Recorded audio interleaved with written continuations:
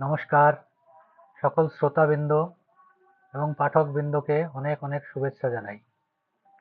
আমার এই চ্যানেলে যে কবিতাগুলো আমি লিখে পাঠাই কিংবা পড়ে শোনাই, সব কবিতাগুলোই আমার নিজের লেখা, তাই হয়তো অনেক ভুল ত্রুটি থাকবে।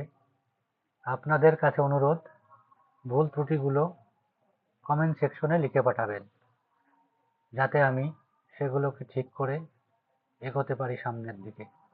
নমস্কার। আজকে একটা কবিতা শোনাবো। কবিতার নাম আমি যেতে চাই।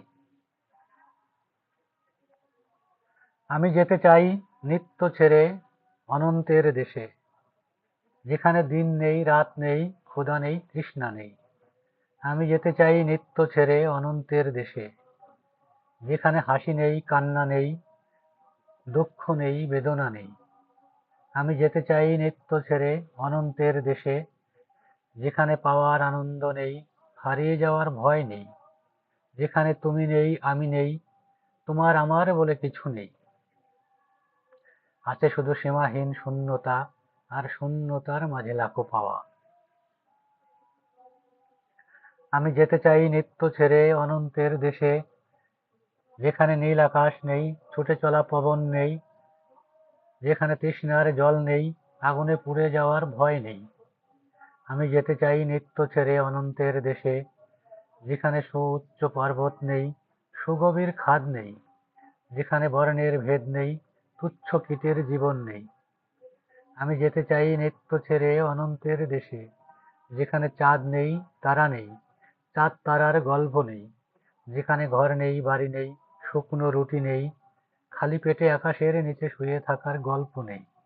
আছে শুধু অনন্ত চলা সময়ের কাঁটা, আর সময়ের সাথে ভাসিয়ে নিয়ে যাওয়া অনন্ত পথ চলা।